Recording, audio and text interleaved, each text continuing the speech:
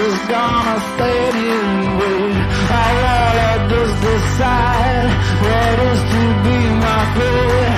Alone all by myself, I'm not just gonna stay here and wait.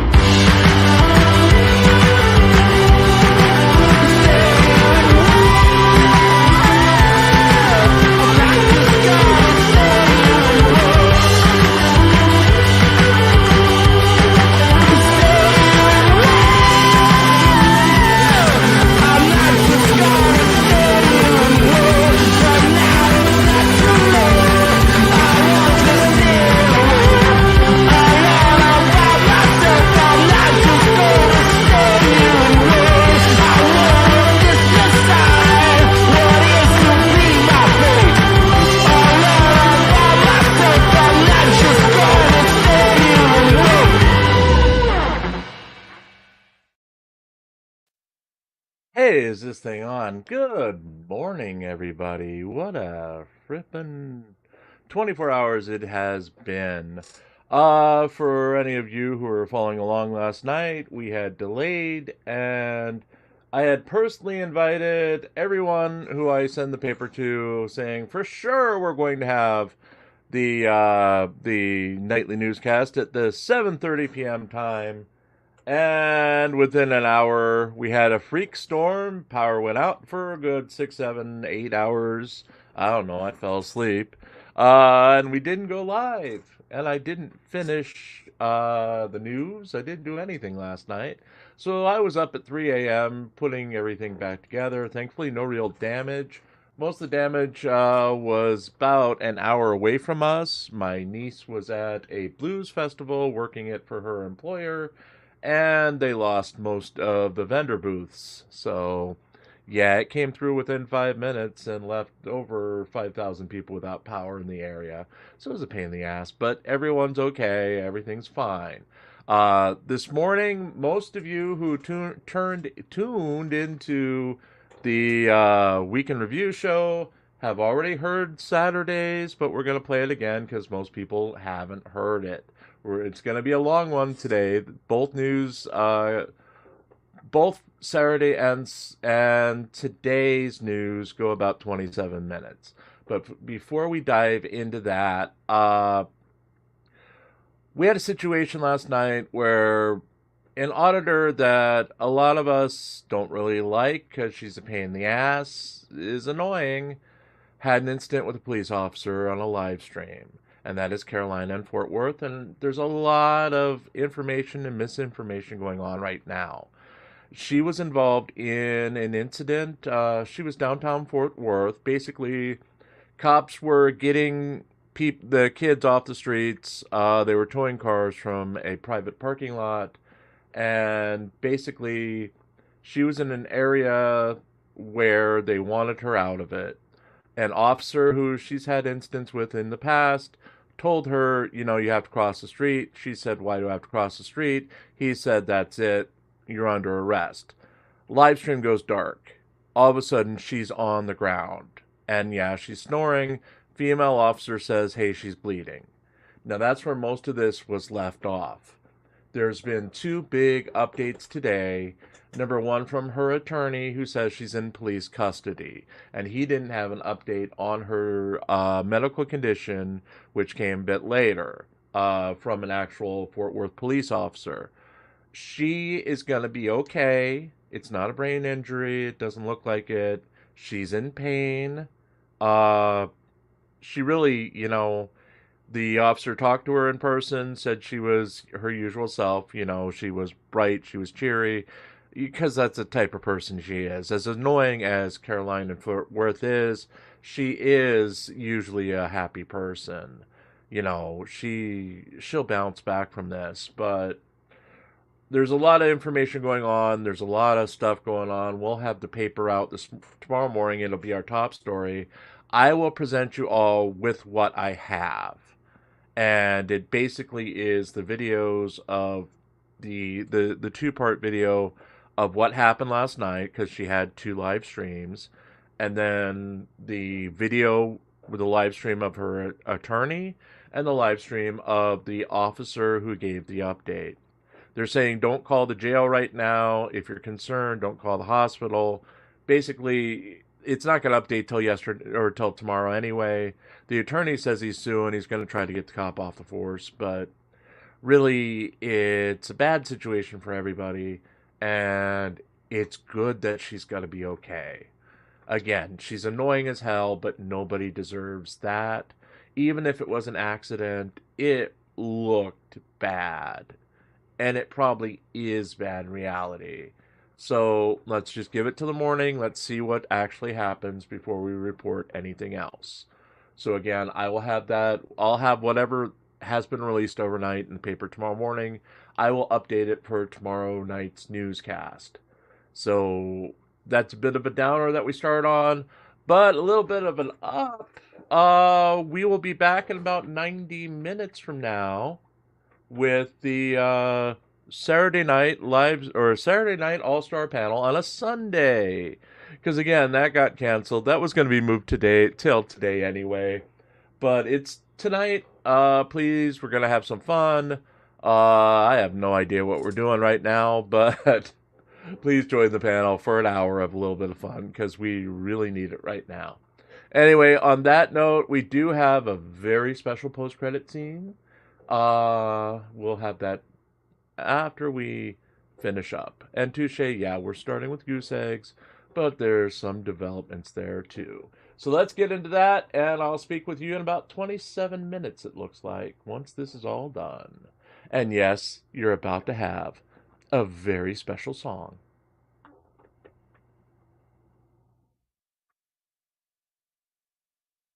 On the third day of goose eggs. Okay, kids, time for a song. On the third day of goose eggs, my true love gave to me. Zip for Denver Metro, zip for Craig Hendry, zip for Christopher Ruff. Long Island's 5 golden eggs.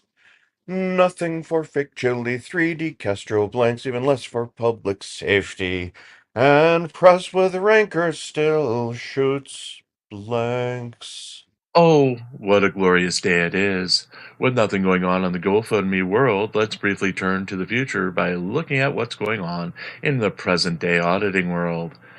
Maybe it's the heat, maybe it's apathy, maybe it's a lot of things, but since Jose Chile de Castro's lockup and other auditors facing serious charges for their actions or serious charges brought about from things discovered by their actions, the number of auditor and auditing videos are significantly down. Audit them, gone. Texas Sheepdog in jail and most of his crew, gone.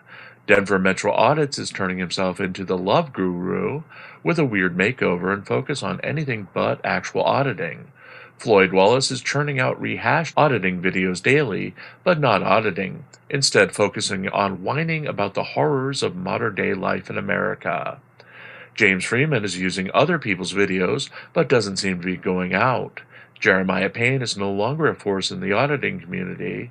Amagesset Press occasionally puts out a video, nothing on the level of an active career in auditing.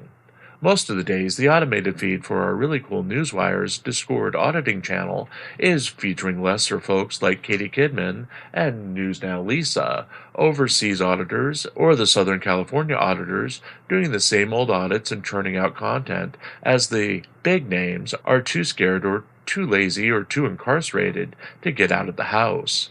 Likewise, while there's still a lot of reaction videos, there's not a lot to react to. Tiny channels are getting a lot less traction. We won't even mention our own minuscule numbers. And the so-called anti-auditing community is in a constant state of civil war, purity tests, and cults of personality, demanding loyalty to the revolving notion of the one true anti-auditor. More and more people who used to create content are leaving. Glenn Ciro is back, y'all, but it doesn't matter. He's rebranding himself as the new Chile de Castro, and while his videos are hilarious as he tries to serve people with his latest $50 million lawsuit threat, he comes off as a 10-year-old trying to fill de Castro's shoes. Where do we go from here? I don't know, honestly. I picked a bad time to launch a YouTube news outlet, as both sides of the community are either in decline or actively trying to destroy each other. But at least it'll be documented for when the end comes. We have 39-ish days until Jose Chile de Castro is out of jail. For now, anyway. Will his grand return mean anything? Will it right the ship? Will it unify communities and put things right? Probably not. It looks like we'll be embracing the chaos, doing the do, and stepping around the deep doo-doo as things continue to decline. Day 3 of goose eggs, and my true love gave to me 4 more goose eggs until the end of this column. Wait, a note from Rose? What's this? There are additions to the list starting tomorrow? No, no, no.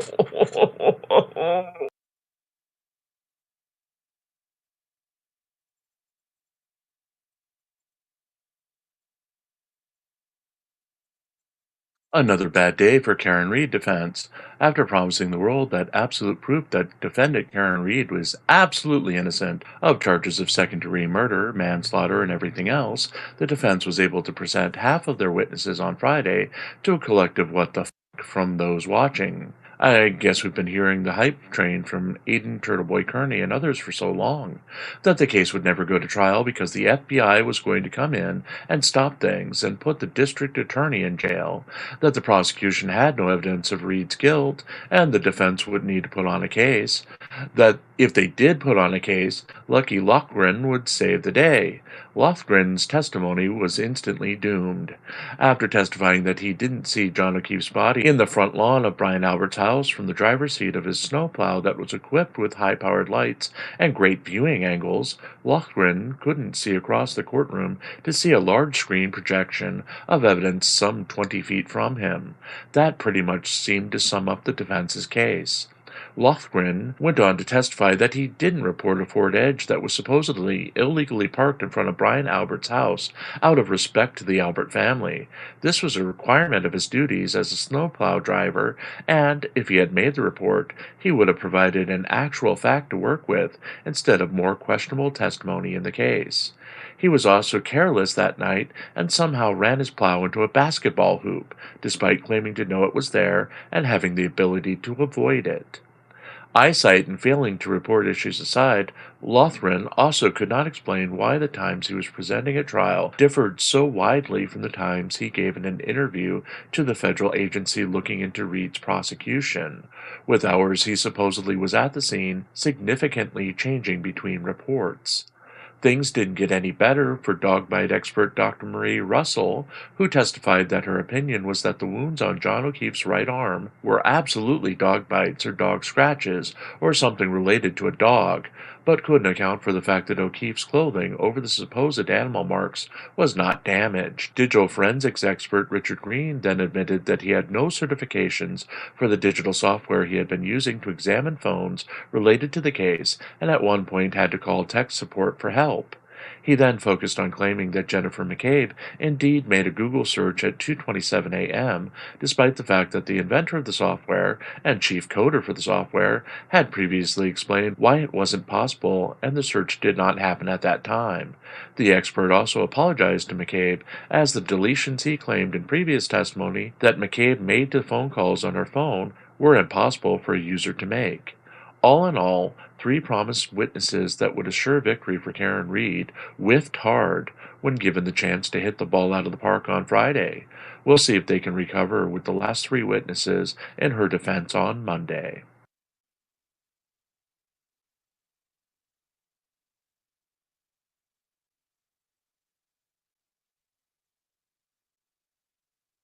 Sirio sues Edmonds officer. Glenn Sirio released a new video documenting his series of civil lawsuits against those who he feels have wronged him as he served the mayor of Edmonds, Washington, with a lawsuit against a police officer for a brief detainment of Sirio in late 2022. Sirio was detained in October 22 by Edmonds police officer Andrew Mell as he matched the basic description of a person suspected of stealing from an Edmonds Safeway supermarket, an incident that the police were currently investigating.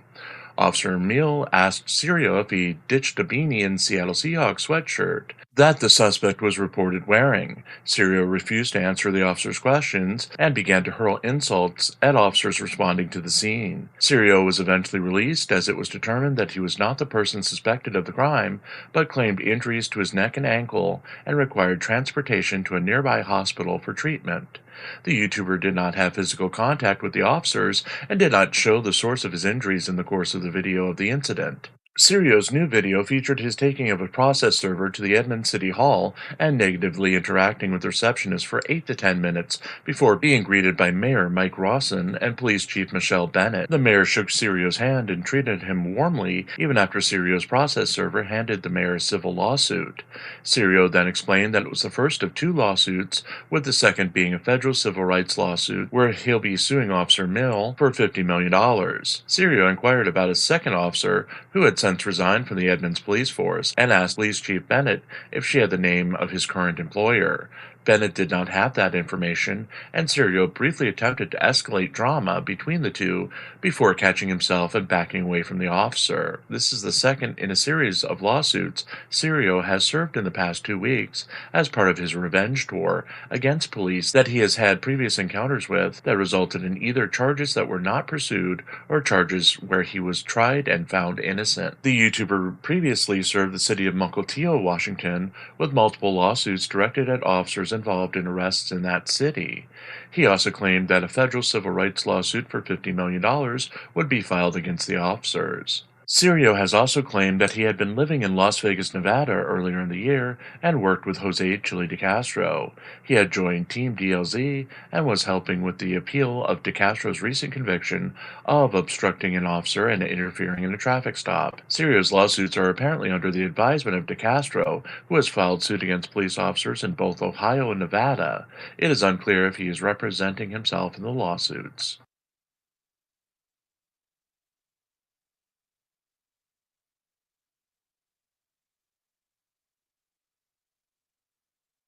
Wallace to quit Passport Bro lifestyle? Again? Floyd Wallace's most recent live stream featured the YouTuber claiming that he was having doubts about the Passport Bro lifestyle again and was losing his desire to continue his channel and was thinking about returning to doing some First Amendment audits. Wallace's statements come just a day after he was elated to be part of a possible selection for a Passport Pro reality TV show that is intended to air on TikTok later this year. The YouTuber had previously announced that he was a candidate for a reality show called Passport Bros Santo Dominico, and he needed votes from his viewers to earn a role on the show.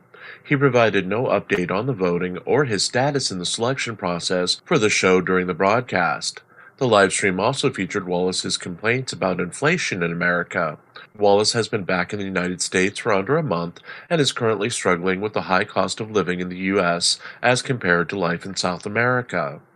Wallace continued his fundraising efforts to replace the money he claims he lost when he was double billed by a hospital in the Dominican Republic earlier in the month. He claimed he needed another $150 in his goal to replace the money and received no donations towards that goal during the 27-minute live stream. When asked about switching platforms and using Twitter's new rules allowing nudity to his advantage to displaying his conquests, Wallace dismissed the idea as he didn't want his PP on the internet. Wallace also accepted an offer from someone who pledged $50 if Wallace would fill out a McDonald's application and turn it in on a live stream. Wallace agreed to the terms only if the person paid him in advance through Cash App. The YouTuber reminded his moderators that their moderation fees were due in 9 days and they needed to pay or else he would take their moderation status away. Wallace is one of the few YouTubers who has monetized the moderation of his YouTube channel, as he requires his moderators to pay $10 for the privilege of moderating his chat each month.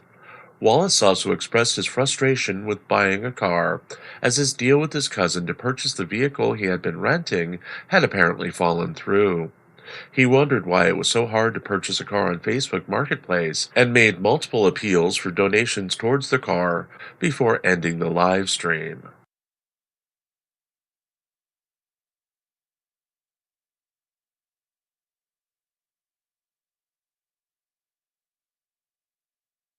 Flashback, June 22nd, 2023, DeCastro live streams from downtown Las Vegas. Jose Chili DeCastro spent Wednesday evening live streaming outside of the Clark County Detention Center and protesting the state of detention centers in America. DeCastro stood outside the facility's booking entrance while watching police cars deliver suspects to the facility. He interacted with various pedestrians and people looking for their loved ones who were being held inside the building. He eventually paused to contrast the loveliness of the Golden Nugget Hotel behind him with the stark environment presented by the detention center. The YouTuber devoted part of his live streaming to defending influencer and alpha male Andrew Tate, who has been charged in Romania with rape and human trafficking. DeCastro stated that he felt like Tate was incapable of the crimes due to his alpha male status. DeCastro also used the time to address his feelings about violence. The activist questioned police taking abusers away from the homes after they assaulted anyone else, as jail would only anger them further and lead to continued abuse, claiming he had a plan for domestic abuse when he was governor, but failing to state his plan. DeCastro assured his viewers that things could change for the better when he obtained political standing as the chief executive of a yet-to-be-named state. The homeless activist and YouTuber eventually left the facility when he thought he recognized a police officer he had a previous confrontation with at a traffic stop, hastily exiting the scene after an hour boldly live streaming from the detention center. Eventually finding himself at the Las Vegas Fremont Street Experience, DeCastro seemed lost in the lights and sounds. He was eventually approached by a fan named Mark, who asked him about Nevada's stop and ID laws. The fan took a picture with DeCastro before exiting the live stream.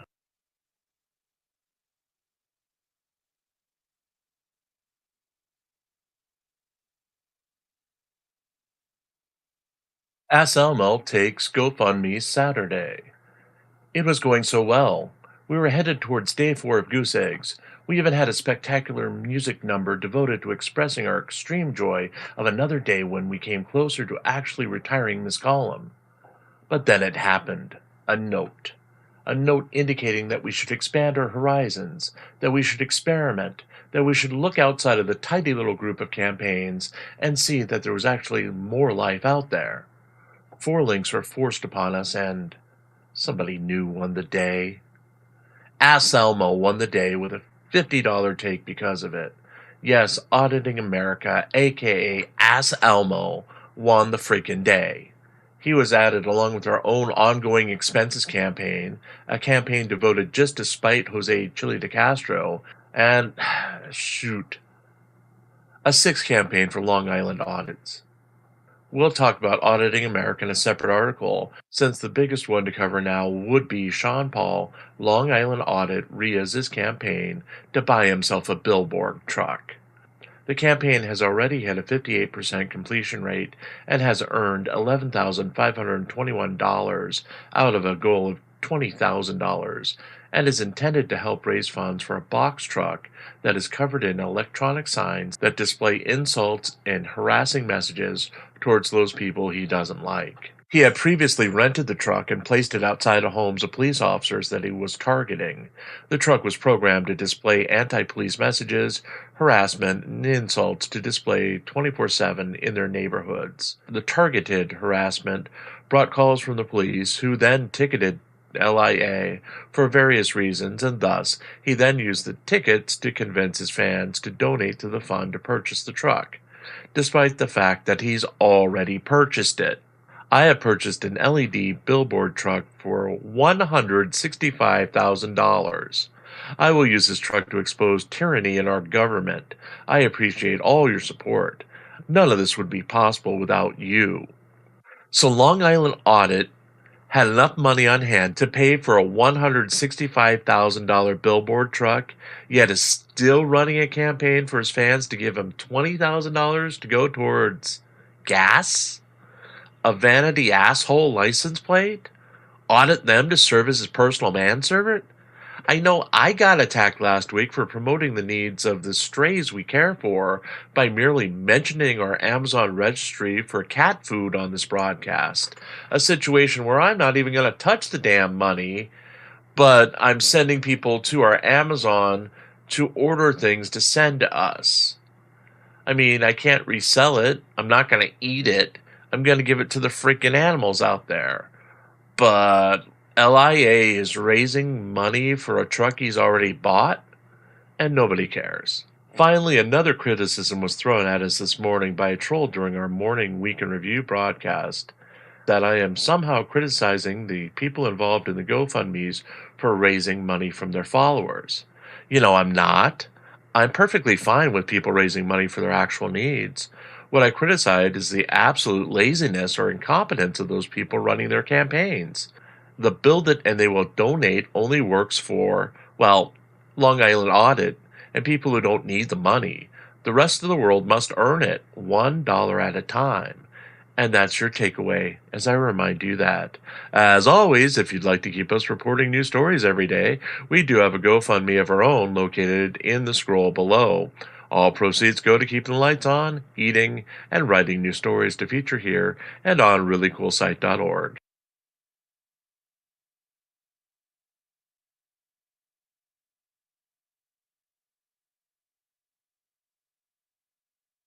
Story time with Regan Benson.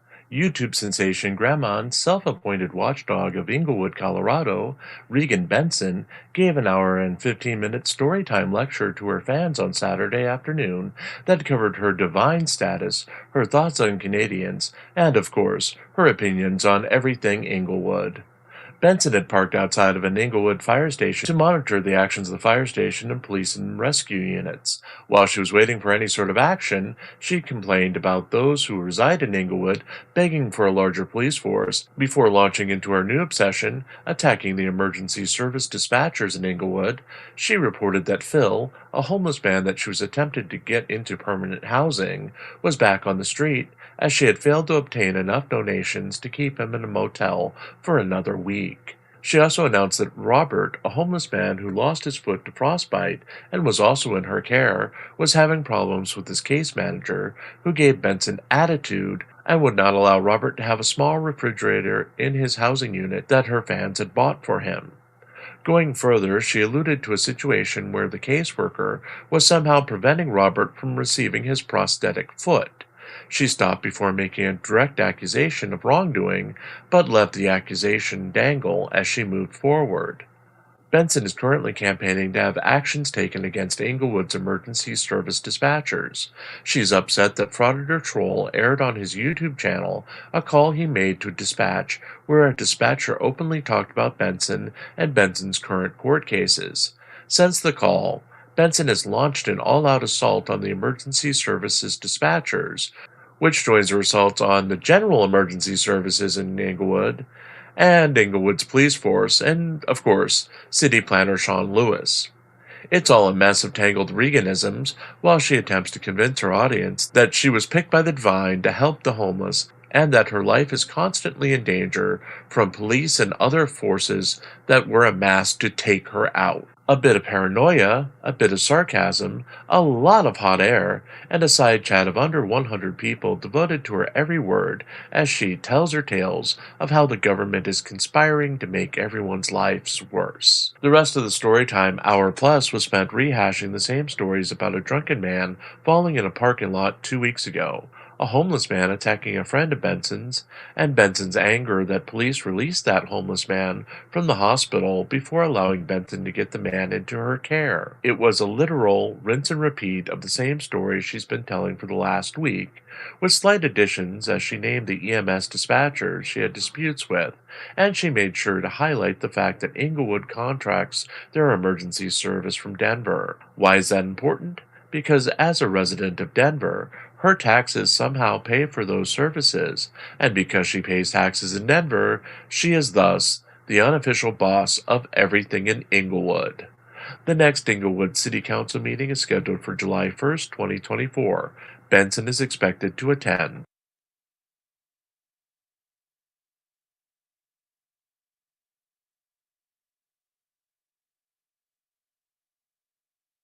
Auditing America goes on hiatus. Controversial auditor Auditing America, more widely known as Ass Elmo, interrupted his latest video to announce that he was taking a break from posting new videos as he clears up multiple outstanding warrants for his arrest around the United States. The newly posted video, a simple post office audit in Gainesville, Florida, was filmed on February 14, 2024, and featured a shout out by Asalmo to gal pal Heather Ray TV after he had a negative encounter with postal workers. He found that the post office did not have Poster 7 on display as required, and Gainesville police agreed that he had a right to film in the facility and would be able to go back in the facility and film after talking to the officers. The audit itself was his standard formula of provoking an encounter with a worker who objected to being filmed, then loudly provoking the person to extend his footage until police were called in to handle the situation. Asalmo continues to be one of the best auditors with his gimmick and timing, showing more skill in provoking to the point where police are called, unlike someone like Glenn Serio, who seems to avoid a police encounter at all costs. The standard and fairly boring audit was saved, though, by Asalmo's pre-show announcement that he was suspending posting new videos as he was going to travel the countryside to clear his name of all charges wrongly made against him. Asalmo directed his fans to his new GoFundMe campaign that was mentioned in our tracking article today and asked for their help in providing funds for his legal defense. He said he had multiple illegal arrests, and his campaign was ultimately seeking $50,000 to help with his legal bills. The YouTuber also indicated that he would consider turning himself in for more serious illegal charges in multiple states. Asalmo has always remained a controversial figure, with allegations of battery in his past and a supposed violent temper. He's worked hard to keep his anger in check while auditing. Previous partnerships, including a famous partnership with fake Mike Real News, have ended due to his explosiveness and arrogant behavior. His GoFundMe stands at $382 raised out of a goal of $50,000 as of press time.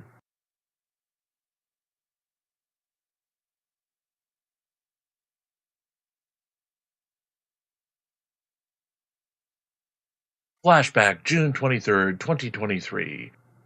Benson rage quits in Inglewood again. An increasingly paranoid Regan Benson live-streamed at the Inglewood police station on Thursday in her quest for a police report on a camper that apparently had been confiscated by police that she had seen parked outside the facility last week. The YouTuber spent the first 50 minutes of the broadcast sitting in her car, waiting out a passing rainstorm, and making fun of citizens who are parking their cars in a nearby parking garage to avoid dangerous hail that had been forecasted for the area Thursday afternoon. Benson ridiculed drivers for protecting their cars while risking the hail, as they had to walk back to their homes before turning her attention to the recent submersible accident at the Titanic wreck site. The YouTuber belittled those who would want to risk a journey to the wreck site and made fun of those who had died in the incident. As she walked into the facility, she received a phone call from the homeless man known as Cowboy. Benson updated viewers as to his status, claiming that Denver did not have services in the area to house him, so they are now paying for a hotel some 2 hours away from easily accessible services. After the delay for the storm and the phone call, Benson leisurely approached the service window and was informed that the facility had closed for the day. An enraged Benson demanded a supervisor as the worker could not help her, and the worker informed her that David LeClaire, Inglewood's police division chief of support services, would soon be out to see her. Benson sat in the lobby, muttering to herself and using the bathroom for several minutes before writing a note to staff. Dear Inglewood PD and Chief Watson, since your window staff thought that they are more important at 4:05 p.m. on June 22, 2023, than helping a customer who waited out the rain before coming in and mistakenly took a phone call from a homeless man that you yourselves have spent hundreds of thousands of dollars criminalizing out of Inglewood, please consider this formal communication for CRCJ Records Act case report. Please provide access and a copy of the police report 2304353, Officer Hugh.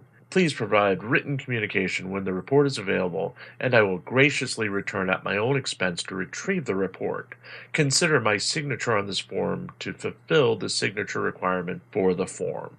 Benson, after deciding not to wait for LeClaire or a supervisor, entered the outer lobby area and used a service phone for help. She was informed by the 911 dispatcher who answered her call that LeClaire had left the building to help with flooding in the area that had trapped drivers in their cars. The YouTuber stormed out of the facility and had her side chat check to see if there were any news reports of flooding. One of her chat members informed her of a water main break, and she drove to the reported location of the break, not finding it, and ended the live stream declaring that Inglewood's incompetence wasted her afternoon.